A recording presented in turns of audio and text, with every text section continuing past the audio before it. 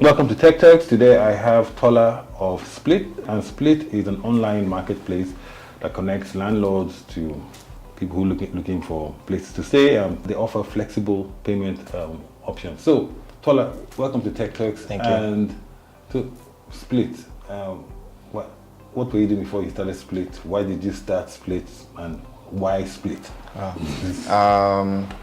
Prior to that, I had flown as a pilot, and then I worked at GT Bank as a product manager. Yeah, you look like a GT Bank person. Then worked at eTransact after that in product. So you're a pilot, you're a banker. Yes. And you're a man of many trades. Well, yeah. I worked in fintech at eTransact, facilitating products for banks as well. Diamond Bank actually being one of our customers back then. Yes, definitely. Yeah. We have a lot in common, so we both work in GT Bank, do some stuff on Transact, you do all kinds of crazy shit as well, so that's good. And you wear black as well, so. My co-founder moved back in 2017. At this time, I was at my stint at eTransact. And for him, it was just absolutely absurd that we were paying 1 year, 2 years rent up front. And he had traveled across Africa for a bit and found that even though in places where they weren't paying upfront payments, there was still a trust problem, you know. And so he came to me with the idea, and he was like, see, how can we bridge this gap, right? In some markets, it's paying upfront. In other markets, some sort of people cannot access places. Landlords don't trust people to pay, you know, and people don't. For instance, women in some places can't rent if they're single. Young people can't rent because there's a traditional problem there. So we set out to build Spleet. It was simple when we started, always is. We just wanted to get homeowners to break down units into rooms, which is what our generation really needed, and get those people to pay monthly. When we started, we were taking risk. So we pay some of these homeowners like quarterly, sometimes half year, and then we'll guarantee that just to sort of move the market, validate exactly validate the business model on the consumer side. So we bootstrapped for 15 months, no outside capital or anything like that. But as a product guy, it just became, we had achieved some product market fit, and there was a long wait list, and the processes became cumbersome, right? And so we set out in 2019, after 15 odd months, to raise a pre-seed. We raised a pre-seed of 265K USD from notable angel investors. Outside or inside Nigeria? All Nigerian. All Nigerian. Yeah, surprisingly to our other tech guys, I think it was just something that everybody sort of believed in. It was a no-brainer. Like, you relate to it. Yeah. So we built the first MVP of the platform, just to sort out automation of booking, viewings, automation of bookings. So is web or app? Web. Web, okay. Because we found out that because of pictorial value of the spaces, people wanted to see it on web. Yeah. So we went web first. Hired a few devs. I led that team. And then, then we started to test other things. The short stay market too was short-term rental, sort of fragmented.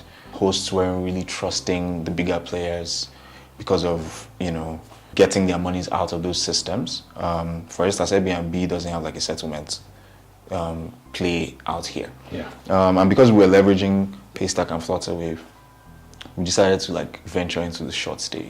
It took us a bit of time to understand how it would work for Nigerian hosts in that market.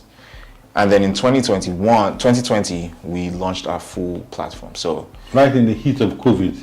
Yes.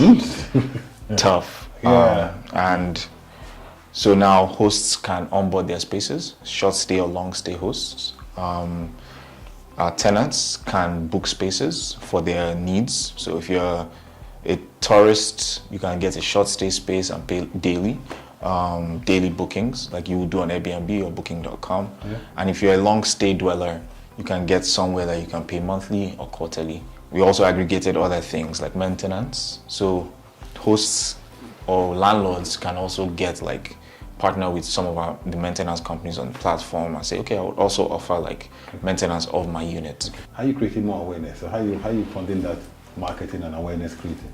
So COVID was a funny year, right? And because we were building the full platform at the time, it was hard for us to grow in COVID. Now we're growing. We've done very minimal marketing on the consumer side because it's a no-brainer there, right? We have a long wait list, especially for the long stay, which is our primary business. What we're trying to do is now get hosts, right? B2B and B2C. So even as little as having a spare bedroom, you can put your spare bedroom and monetize that, right? And have people actually do that. Yeah, people do that. Yeah. Monetize your spare bedroom because it helps you pay for the general rent, right? I mean, that's a Western thing. So I'm just thinking, like here in Nigeria, you like your privacy. You like your privacy, but I guess people need money now. Yeah. Like without privacy, right? Yeah. What is the value without privacy versus money to put on the table? Yeah, and I feel. This generation is like we're in a global system, regardless of where we are, and the internet sort of closes that gap. Yeah. So we live the same way people in England or in America live, right? So that's really it. We're currently raising a safe round, moving into a proper. What's the safe round now? Safe is a convertible note. Okay. We started raising that just to keep us afloat in that period, right? Okay. But we would go out to raise a proper seed round. Okay. Probably at the end of the year. Okay. Still raising the safe. How big is the ecosystem on the landlord side and the consumer side? How many people have actually used interactive with your platform? On the landlord side, we have both businesses hosting there and individuals. We've had for long stay, we've had over 200 units or rooms, as we like to put them, come on the platform. For short stay, over 1,000 short stay units. For consumer side, again, we've had over 200 people live in and out of our spaces, because what also happens is that you pay month to month, so you're not tied down for too long. Although we have like an average stay of 20 months, so people are really staying long term, right?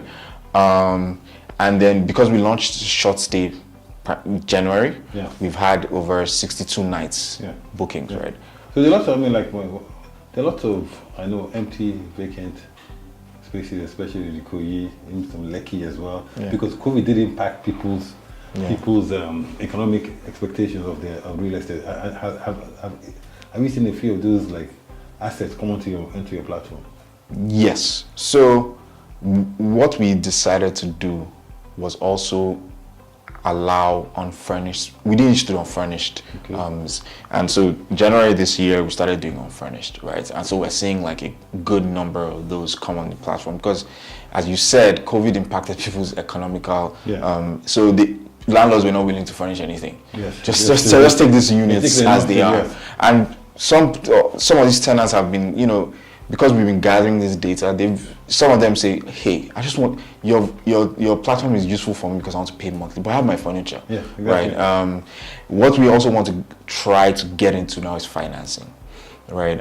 Because it's a very big part of it. We know that we can't change homeowners' mindsets in terms of taking monthly payments, even though it's safer for them in the long run. So we want to help the consumers sort of finance their rent. So we find homeowners, do all the proper checks, sort of like a lending company, and leverage some of our banking partners to give out these loans to the tenants, pay up front for and they still get to pay monthly because they're paying back that as a loan. All right, thank you very much, Tola, for coming on to Techturks, and we'll continue the conversation offline.